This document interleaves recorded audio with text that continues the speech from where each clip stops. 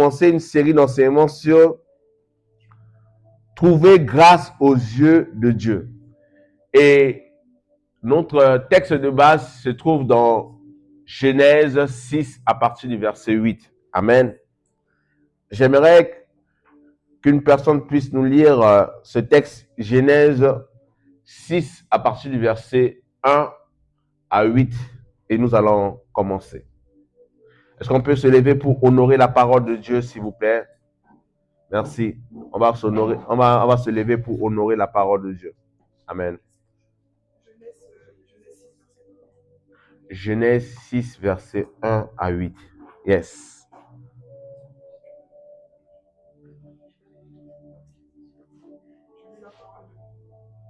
Yes.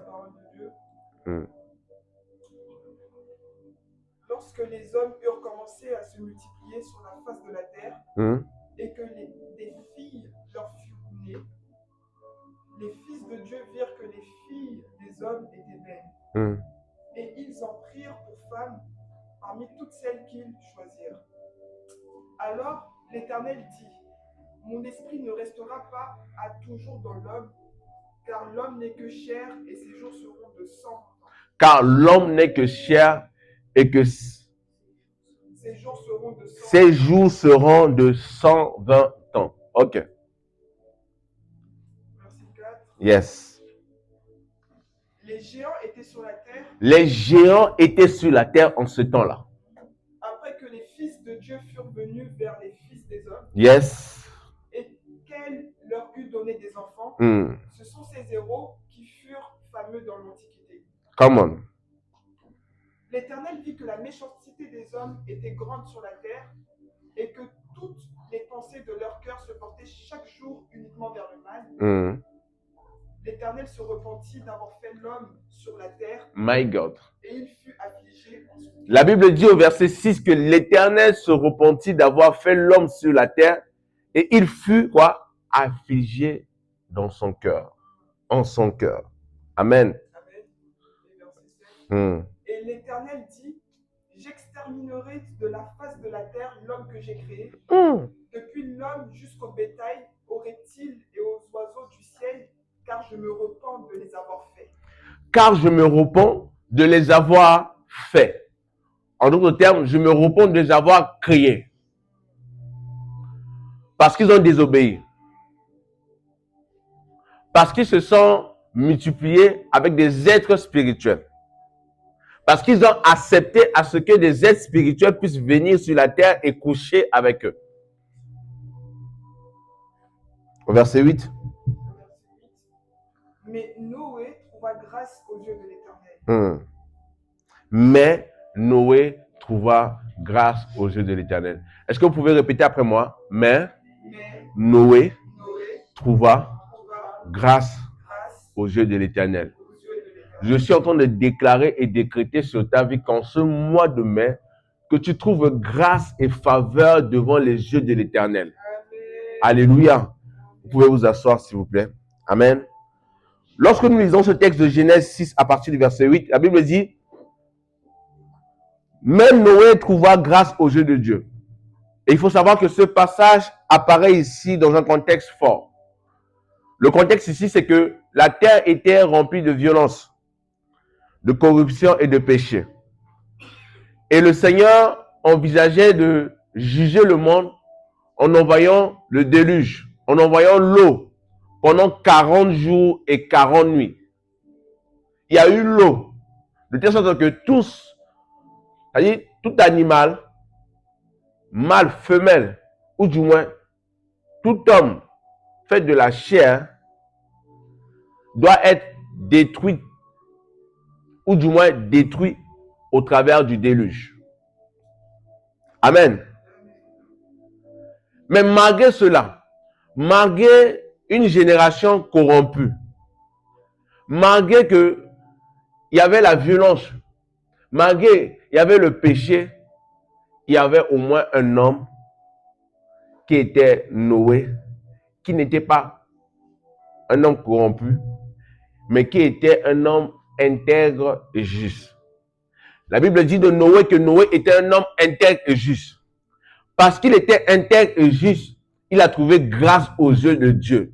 Parce qu'il était intègre et juste, lorsque lorsque Dieu voulait détruire le monde, il s'est permis de venir parler à Noé. Parce qu'il a trouvé Noé juste et intègre. Je suis en train de prier pour quelqu'un ici dans cette salle. Peut-être Dieu prévoyait de prendre une personne dans ta famille. Mais parce que tu es intègre et juste, parce que tu es fidèle à Dieu, en dehors de l'église et en dedans de l'église, Dieu va préserver ta famille. Non, j'entends pas des amens. Dieu va préserver les membres de ta famille. Dieu va les préserver parce qu'il te trouve juste et intègre. Parce qu'il voit en toi quelque chose de lui. Amen. Et c'est ce qui a différencié, ce qui a fait la différence entre Noé et tout ce qui était sur la terre. Donc, Noé a trouvé grâce devant les yeux de Dieu parce qu'il était juste, parce qu'il était intègre parmi ses contemporains et parce qu'il marchait avec Dieu. Alors, mon sous-thème de cet après-midi, c'est la marche avec Dieu. Alléluia. La marche avec Dieu. La Bible dit que Noé marchait avec Dieu. Et il n'y avait pas que Noé, il y avait aussi Enoch. Enoch marchait avec Dieu. Mais dans sa marche avec Dieu, Dieu l'a récupéré. Oh my God. Je suis en train de prier pour quelqu'un. Peut-être les gens peuvent mourir, mais toi, tu ne vas pas mourir jusqu'au retour de Jésus. Amen. C'est vrai, c'est mentionné dans la Bible. Il y aura des gens qui sont sur la terre là, qui ne vont pas mourir jusqu'à ce que Jésus revienne. Peu importe l'année, peu importe le jour, peu importe le temps, jusqu'à ce que Jésus va revenir. Amen. Noé a trouvé grâce devant les yeux de Dieu. Parce que Noé était juste intègre et parce qu'il marchait avec Dieu. Et ce que signifie trouver grâce aux yeux de Dieu, c'est être agréé par Dieu, recevoir sa faveur imméritée et être choisi pour son dessein, être choisi pour son plan. Et pour être choisi pour le plan que Dieu a prévu pour nous, il faut vivre différemment. Amen. Il faut vivre différemment, rester fidèle à Dieu et marcher dans l'obéissance. Marcher avec Dieu veut tout simplement dire marcher dans l'obéissance. Et si je vous pose la question en cet après-midi, est-ce que vous marchez dans l'obéissance? Est-ce que nous marchons dans l'obéissance encore? L'obéissance aux instructions. L'obéissance à Dieu. Alléluia. La dernière fois, on avait développé ce point où j'ai défini ce que c'est la grâce en disant que la grâce est une faveur imméritée. Et j'ai dit qu'il y a une différence entre la grâce et le mérite. La grâce, c'est une faveur imméritée, donc tu ne mérites pas. Lorsqu'on parle de mérite, on parle ici de quelque chose que tu as pu faire et que tu mérites une récompense. Mais la grâce, non seulement tu ne l'as pas fait, mais je te le donne gratuitement. Amen. Et j'ai pris le temps de vous expliquer le contexte de Noé. J'ai même commencé par Genèse numéro 1, Genèse 1 à partir du verset 1, après on est parti chapitre 2, Genèse 3, Genèse 4, ainsi de suite jusqu'à Genèse 6. Je vous ai fait un peu un court résumé de Genèse. Amen. Et en disant ici que Dieu a accordé sa grâce à Noé parce que Noé était juste et intègre. Et j'ai cité, je crois, 3 personnages de la Bible qui ont bénéficié de la grâce de Dieu. J'ai parlé de Noé. J'ai parlé aussi de Moïse qui a trouvé grâce devant les yeux de Dieu. J'ai parlé aussi de David. David, pourquoi? Parce que lorsque David a péché, normalement, Dieu pouvait le régner. Mais malgré son péché, lorsque David a reconnu son péché, il est venu devant Dieu. Il s'est repenti et il s'est repenti et il a changé d'attitude. Dieu a pu manifester sa grâce vis-à-vis de David. C'est pour cela que vous allez lire la Bible. La Bible parle de David comme l'homme selon le cœur de Dieu. Comment quelqu'un qui vit dans le péché, on dit l'homme selon le cœur de Dieu. Deux choses différentes. C'est là que vous allez vous rendre compte que la grâce de Dieu, ce n'est pas quelque chose que tu peux comprendre par ton intelligence. C'est pour cela que j'aimerais dire à quelqu'un, lorsque vous voyez quelqu'un qui tombe dans le péché, ou du moins lorsque vous voyez quelqu'un, ou bien vous voyez un ministère où l'homme de Dieu est combattu, il tombe dans le péché, ne vous précipitez pas à parler ou du moins à dire des choses. Ou du moins, si vous avez dit des choses, repentez-vous et demandez pardon à Dieu. Pourquoi? Parce que lorsque l'homme de Dieu va se relever, va demander pardon à Dieu, vous ne serez pas là-bas et vous n'avez pas su ce qui s'est passé. Et pendant ce temps, vous allez continuer à le condamner. Or, Dieu l'a déjà racheté. Amen. Et le contexte ici de Noé, c'est qu'il y avait une corruption généralisée de l'humanité. Dieu a créé des êtres humains sur la terre. Mais dans le monde spirituel, les esprits veulent créer une version hybride des humains. Et je pense que le dimanche prochain, je vais vraiment vous parler sur ça. La version hybride. Ça sera le thème. La version hybride des humains que ces êtres spirituels ont voulu créer. C'est-à-dire, lorsqu'ils sont venus sur la terre, ils se sont accouplés, ils se sont unis avec les femmes qui étaient sur la terre et ils ont eu des enfants. Et c'était des enfants qui étaient à la fois humains, mais à la fois divins. Amen. Donc la terre était remplie de corruption, de violence, de perversion. Et le cœur de Dieu était attristé. Lorsque Adam et Ève ont péché, nulle part la Bible dit que Dieu s'est repenti parce que Adam et Ève ont péché. Non. Lorsque Adam et Ève ont péché, nulle part il est mentionné dans la Bible que Dieu, dans son cœur a été attristé parce que Adam et Ève ont péché. Souvent, en fait, la grâce de Dieu a dit, va nous révéler une autre facette de Dieu. Dieu, il est juste, mais aussi c'est un Dieu d'amour, c'est un Dieu rempli de grâce et de miséricorde. C'est pour cela qu'il est capable de prendre quelqu'un qui est dans la boue et de l'emmener dans le sommet. Il peut prendre quelqu'un qui est par terre et le relever. Il peut prendre quelqu'un dont le monde l'a rejeté. Ou du moins, il y a des gens, vous allez vous rendre compte que dans leur famille, ils sont rejetés par leur propre famille.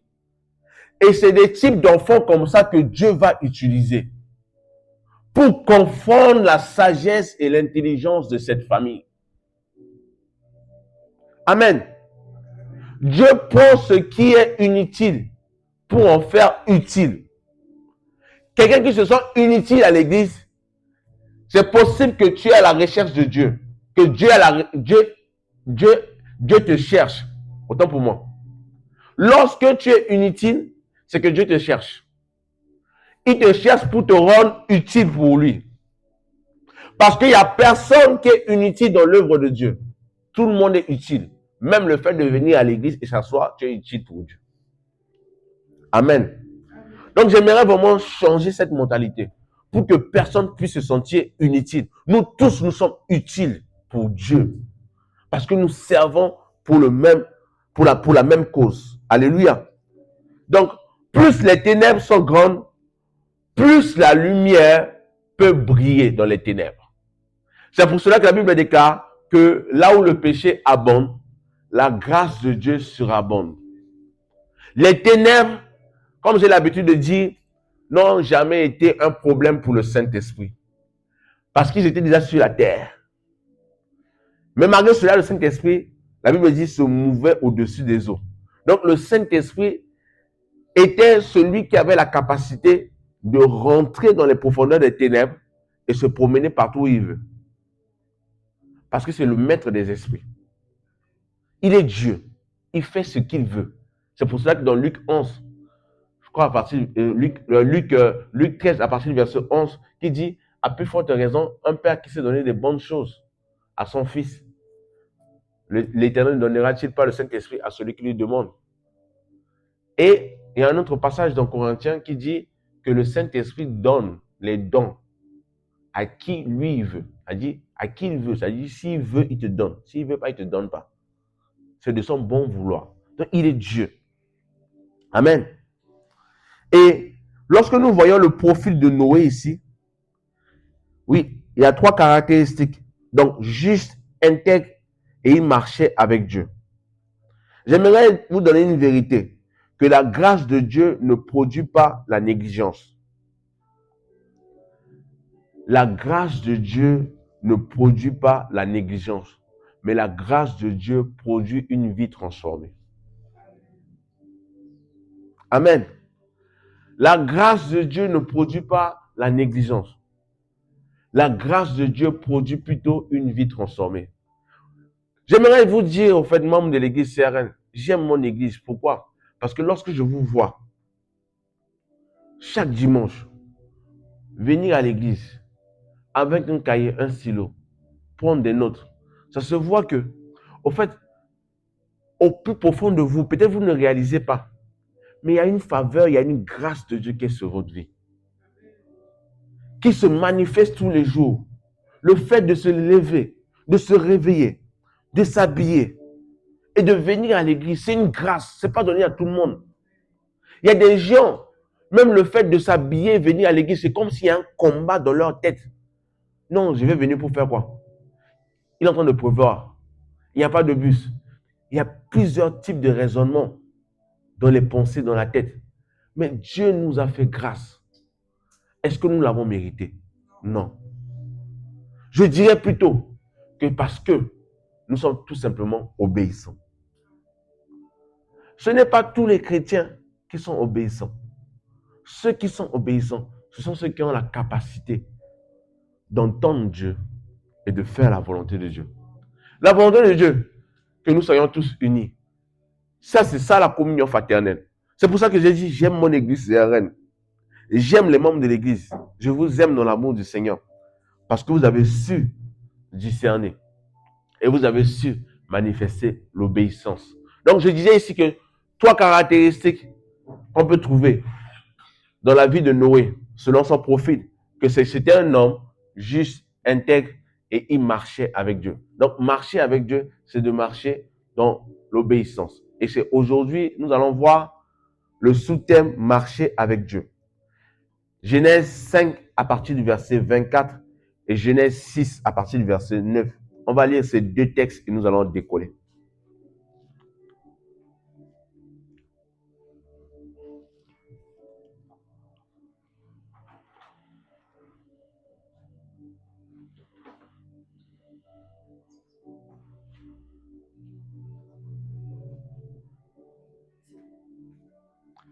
La Bible dit, Enoch marcha avec Dieu, puis il ne fut plus parce que Dieu le prit.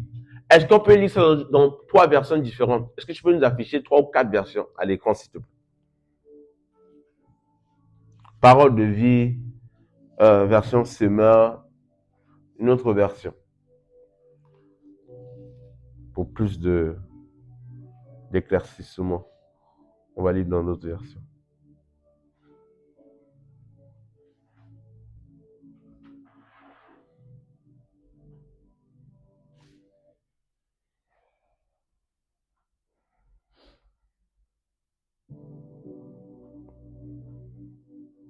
Si quelqu'un l'a trouvé, la personne peut lire. Lisez-moi ça dans... Ok. Genèse 5, à partir du verset 24, mais il y a dans d'autres versions, c'est verset 22. Je crois, ouais. Je vais lire, c'est à l'écran. Enoch, après la naissance de Méthusela, marcha avec Dieu 300 ans et il engendra les fils et les filles. Non, pas cette partie-là. Mets-moi juste la partie 24, là, mais dans plusieurs versions. S'il te plaît.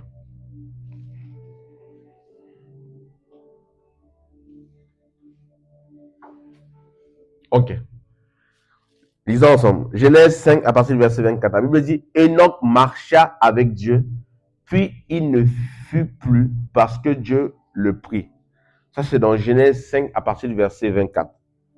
Dans une autre version, la Bible dit, il ici mis pour Enoch, il suit le chemin de Dieu pendant toute sa vie. Puis, il disparaît.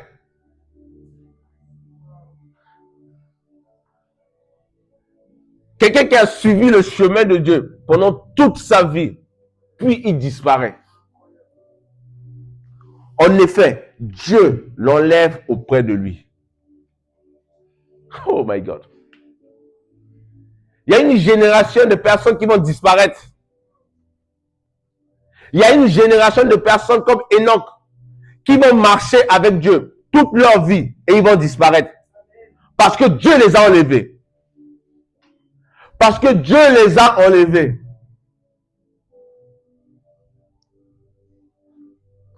Dans une autre version, Enoch vécut en communion avec Dieu. Puis il disparaît, car Dieu le prit. Laisse-moi ça à l'écran comme ça, s'il te plaît. Donc, lorsqu'on parle ici de marcher avec Dieu,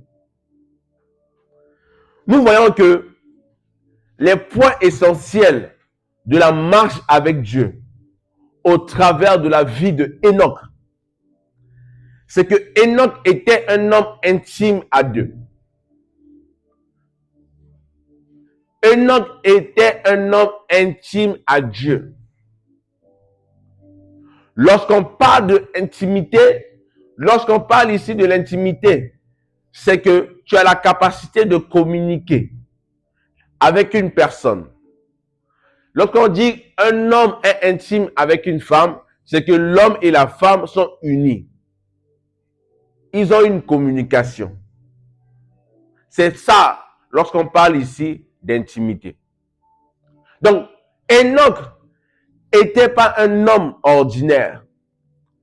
Enoch était un homme qui parlait avec Dieu. Enoch était un homme qui avait la capacité de discuter avec Dieu, d'échanger avec Dieu. Dieu vient le voir, comme il voyait Adam et Ève dans le jardin d'Éden. En fait, j'aimerais vous emmener dans une dimension pour que vous puissiez comprendre que, au fait, la dimension à laquelle Dieu avait emmené Adam et Ève et qu'ils ont perdu ça dans le jardin d'Éden à cause de la désobéissance, Dieu est venu restaurer ça au travers de la vie de Enoch. Dieu est venu restaurer ça au travers de la vie de Enoch. Parce que Enoch ici, non seulement marchait avec Dieu, c'est-à-dire c'est quelqu'un, on dit, il suit le chemin de Dieu pendant toute sa vie. Puis il disparaît. Donc, suivre le chemin ici, c'est quoi? C'est qu'il y a un chemin qui est tracé. Il n'a pas regardé ni à gauche, il n'a pas regardé ni à droite. Il a suivi le chemin qui est tracé. J'aimerais vous dire, chrétiens, réveillez-vous. Le diable va nous ouvrir plusieurs portes devant nous. Ne nous regardons pas à gauche, ne nous regardons pas à droite, mais suivons le chemin qui est tracé. Parce que la Bible déclare dans les évangiles que Jésus est le chemin, la vérité et la vie. Nul ne peut aller au Père sans pour autant passer par Jésus. Donc, Enoch avait l'information que Jésus est le chemin, la vérité et la vie. Or, Jésus n'existait pas à l'époque de Enoch. Mais Enoch, parce qu'il marchait avec Dieu, il était au courant. Il avait cette information. Il avait cette révélation. Il savait qu'un jour, il y aura une personne qui allait venir sur la terre, qui allait mourir à la croix pour nous. Parce que c'est dans les évangiles. Vous allez voir que les évangiles, c'est plusieurs années après le livre de Genèse. Enoch a existé bien avant la venue de Jésus sur la terre. Mais Enoch marchait avec Dieu. Bien aimé, j'aimerais vraiment vous emmener dans une dimension en cet après-midi de comprendre pourquoi il est important de marcher avec Dieu. Pourquoi il est important d'être obéissant à Dieu. Pourquoi il est important de laisser de côté tout ce qui peut nous empêcher. Vous allez vous rendre compte que, comme je disais ce matin, vous pouvez même avoir un appel, un coup de fil de quelqu'un qui peut vous dire non, ne viens pas à l'église, ne va pas dans telle église, etc. Il y aura des gens qui vont vous décourager. Ne venez pas à l'église CRN. Mais est-ce que vous pouvez être à la dimension de Enoch pour vous dire, arrière de moi, cette voie-là ne vient pas de Dieu. La route est tracée. C'est Jésus qui est le chemin, la vérité et la vie ici. Ce n'est pas pasteur Christian, mais c'est Jésus qui est le chemin, la vérité et la vie ici. Donc, lorsque vous venez à l'église ici, vous ne venez pas pour pasteur Christian. En tout cas, si vous venez pour plaire à moi, mais vous venez pour plaire à Christ. Parce que c'est lui qui est le chemin, la vérité et la vie. Amen. Donc, Enoch était un homme intime à Dieu. Enoch était un homme qui craignait Dieu. Enoch était un homme qui communiquait avec Dieu. Amen. Alléluia. Est-ce que vous êtes là?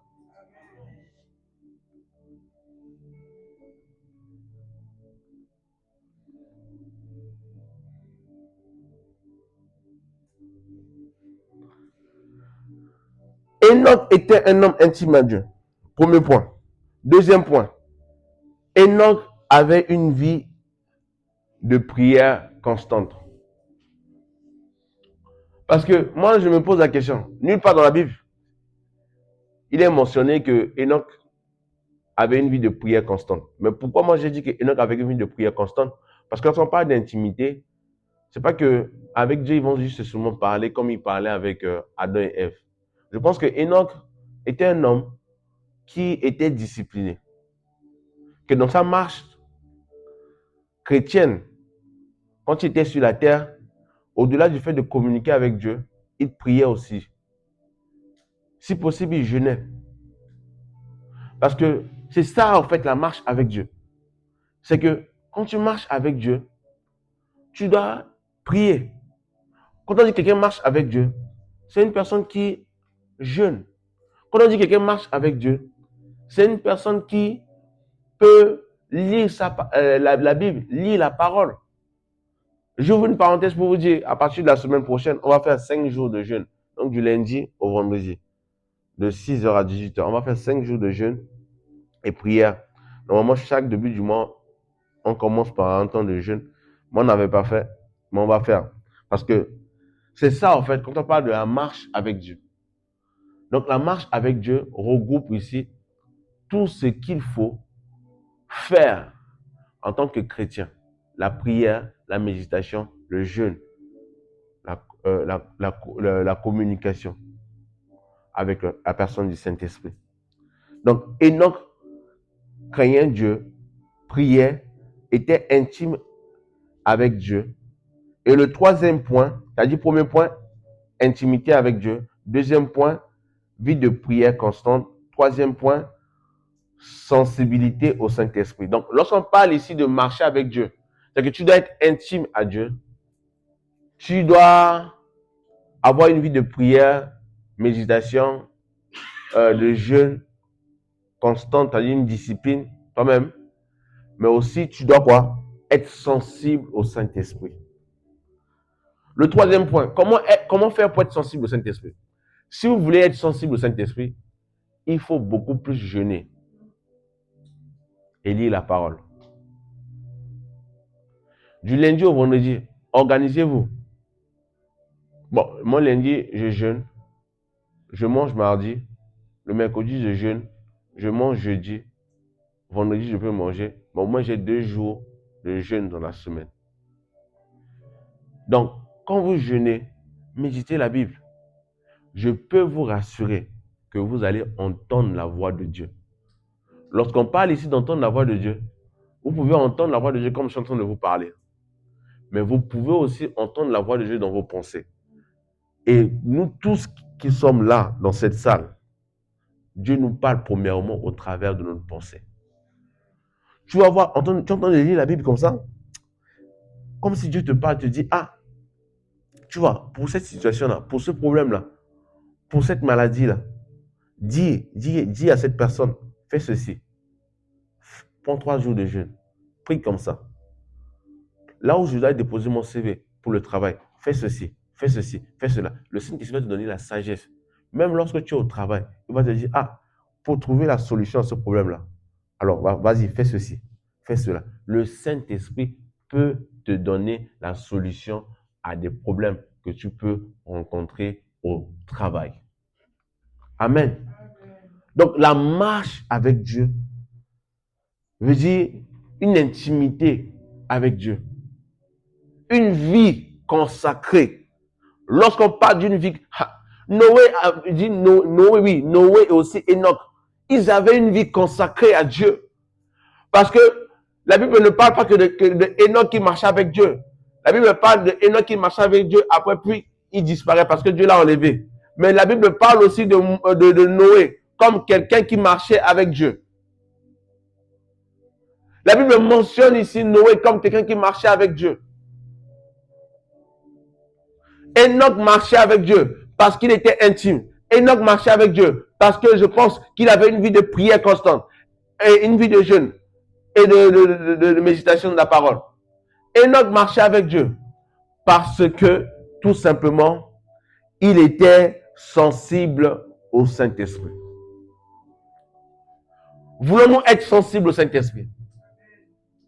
Parce que si nous sommes sensibles au Saint-Esprit, il y a des combats auxquels nous allons remporter la victoire d'avance. Parce que le Saint-Esprit va nous révéler ce que nous devons faire.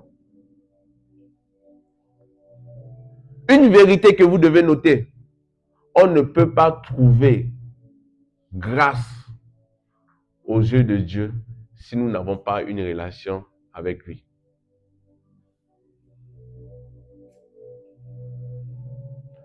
Je répète, nous ne pouvons pas trouver grâce aux yeux de Dieu si nous n'avons pas une relation avec lui.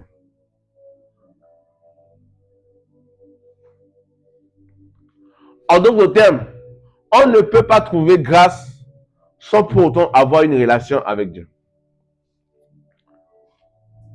Observez la vie de ceux dont je viens de vous citer. Enoch, comment Enoch a trouvé grâce pour disparaître? Enoch, c'est la première personne qui nous a donné l'information dans la Bible que c'est possible qu'un homme puisse disparaître. Parce qu'aujourd'hui, vous allez voir que la religion, les gens vont dire que non, c'est des mythes, c'est des histoires, ça n'existe pas. Mais Enoch a manifesté un niveau d'onction spirituelle supérieure. Parce que après cela, la personne qui a fait ça, c'est Jésus. Ensuite, une autre personne qui a fait ça, c'est Étienne. Oh non, Philippe. C'est Philippe. Oui, c'est Philippe. Philippe avec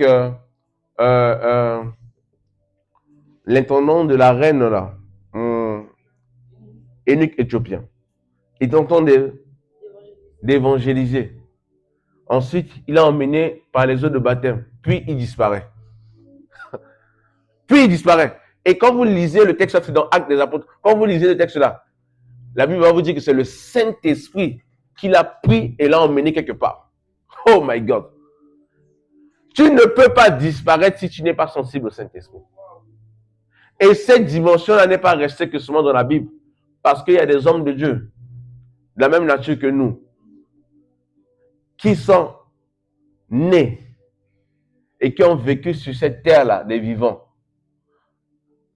qui ont expérimenté cette dimension de disparaître et de réapparaître. Alléluia. C'est possible que tu disparais là, tu réapparais aux États-Unis, tu prêches l'évangile, tu disparais là-bas. Là, puis raison de visa et de vol. C'est-à-dire, tu n'as pas besoin d'avion. L'avion, oh my God, l'avion spécial que le Seigneur va t'envoyer. Le Saint-Esprit va juste te prendre content. Et te met de l'autre côté. Il te prend et te met de l'autre côté. C'est tout. Mais pour atteindre cette dimension où tu disparais, tu réapparais, il faut marcher avec Dieu. Je suis en train de prier pour vous qui êtes dans cette salle. Que lorsque les sorciers de vos familles vont venir chez vous à la maison, ils vont rentrer comme ça. Ils vont chercher. Vous n'êtes pas là parce que vous avez disparu. Ils vont trouver personne. Ils viennent comme ça chez moi à la maison. Oh, ils ont l'information que je suis sur le lit, en train de dormir. Ils arrivent, je disparais.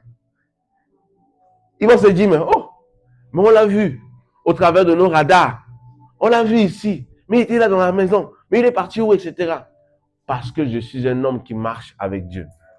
Et puisque je suis un homme qui marche avec Dieu, la sorcellerie ne peut pas me surprendre. Quand ils vont venir, je vais disparaître. Quand ils vont partir, je vais réapparaître. Alléluia. C'est dans cette dimension, la dimension à laquelle Dieu nous a appelés. Amen. Mais nous devons marcher avec Dieu. Amen. Nous devons marcher avec Dieu.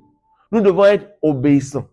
Parce que si Enoch, la Bible dit, il suit le chemin de Dieu pendant toute sa vie.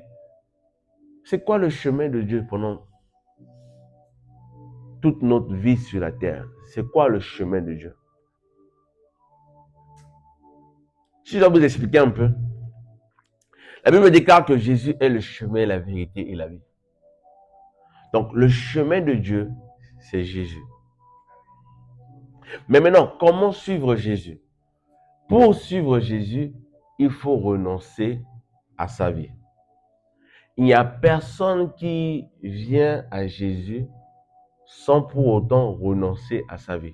Lorsque je parle ici de renoncement, c'est renoncement au désir, renoncement à tout, ça dit toute convoitise, renoncement, à dire tu renonces à toi-même. Seigneur, je veux renoncer à tout ce que j'aime pour te suivre. C'est une décision personnelle, ce n'est pas une décision collective. C'est une décision personnelle. Je renonce à ma vie afin de gagner une vie meilleure. Regardez un peu. Lorsque Satan, my God, il a poussé les gens pour tuer Jésus là, il pensait qu'il était intelligent. Or, il n'était pas intelligent.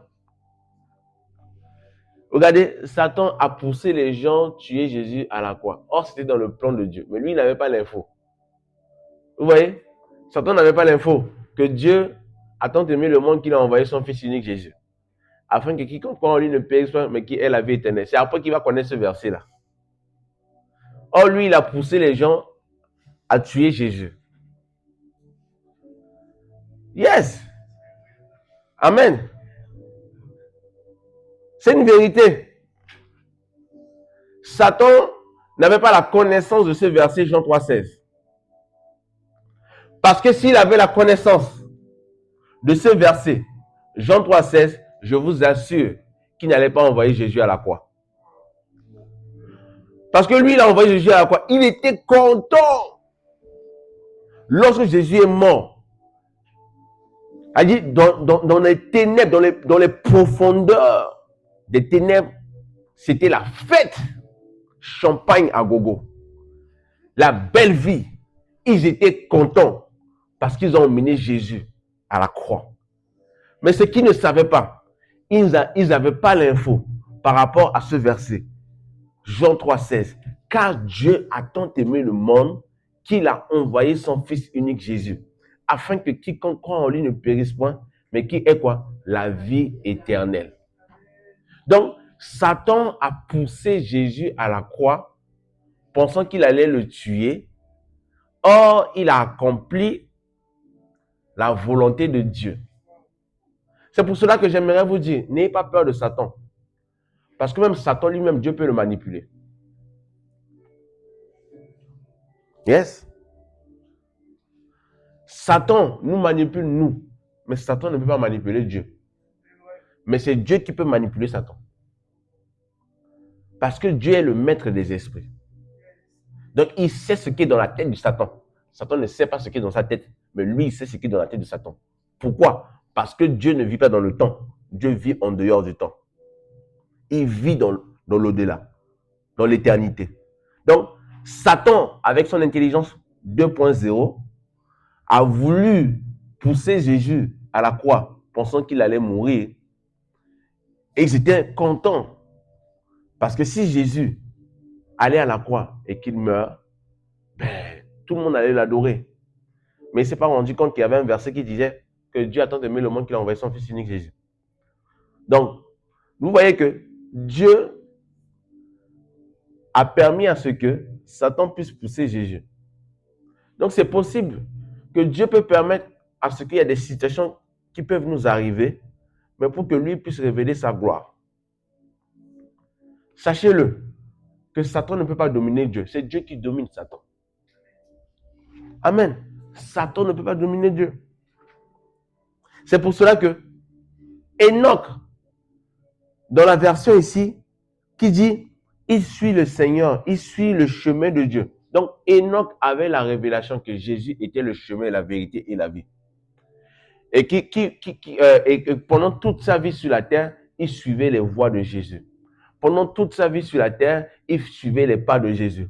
Pendant toute sa vie sur la terre, en fait, Jésus n'a pas encore, il n'a pas encore existé, il n'est pas encore venu sur la terre, mais il avait déjà la révélation de ce que Jésus allait faire sur la terre. Il s'est consacré à Dieu. Il s'est mis à part. Il communiquait avec Dieu. Il parlait avec Dieu. C'était un amoureux de Dieu. Enoch était un amoureux de Dieu. Et Dieu aimait Enoch.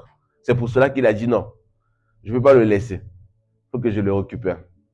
Donc, parmi tous ceux dans la Bible qui ont servi Dieu, il n'y a que 2 personnes qui ne sont pas mortes physiquement. Enoch et Élie. Bon, comment Dieu est venu récupérer Élie là? J'aime bien quand même, mais je préfère la manière dont il a récupéré Enoch. Pour Élie, il a emmené des chars de feu pour venir le récupérer. Pour démontrer que c'était un Dieu qui répond par le feu. Mais pour Enoch, il est en train de marcher comme ça. Simplement. Il parlait avec Dieu. Il marche comme ça. Seigneur, merci pour ta grâce, pour ton amour. J'imagine, j'imite. Peut-être il avait une voix douce. Seigneur, merci. Il était amoureux. Il aimait Dieu.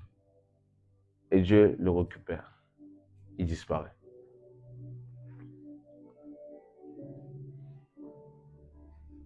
La marche avec Dieu, c'est ce qui va nous distinguer sur cette terre remplie de corruption, remplie de violence. Bien-aimés, Église CRN, j'aimerais vous dire que ce qui va nous distinguer dans cette ville de Nantes, c'est notre marche avec Dieu. Ce qui va nous distinguer dans cette ville de Nantes, c'est notre marche avec Dieu. Enoch a marché avec Dieu. Dans une autre version, la Bible dit qu'il suivait le chemin de Dieu pendant toute sa vie. Et Dieu l'a récupéré. Puis il disparaît. Ce qui va nous distinguer dans cette ville de Nantes, c'est notre marche avec Dieu. Marchons dans la justice, dans l'intégrité, dans la crainte de Dieu. Qu'il ne soit pas énuméré, ou du moins dit qu'au milieu de nous, qu'il y a la corruption, qu'au milieu de nous, qu'il y a le péché. S'il y a le péché, nous pouvons régler ça. Amen. Au travers de l'œuvre que Jésus-Christ a manifestée à la croix, nous pouvons nous repentir et nous relever. Mais que Dieu puisse avoir son regard sur nous, que sa faveur puisse reposer sur nous, que nous soyons des hommes et des femmes à la dimension de Enoch, qui ont la capacité de marcher avec Dieu.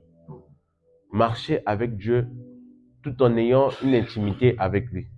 Marcher avec Dieu tout en ayant une vie consacrée dans la méditation de la parole, dans la méditation de la parole, dans la prière, dans le jeûne, tout en ayant une vie centrée, sensibilité spirituelle, une vie où nous sommes sensibles au Saint-Esprit. Amen. Est-ce qu'on peut se lever? Nous allons prier. Amen. Est-ce que quelqu'un a été béni? Tu peux acclamer le Seigneur.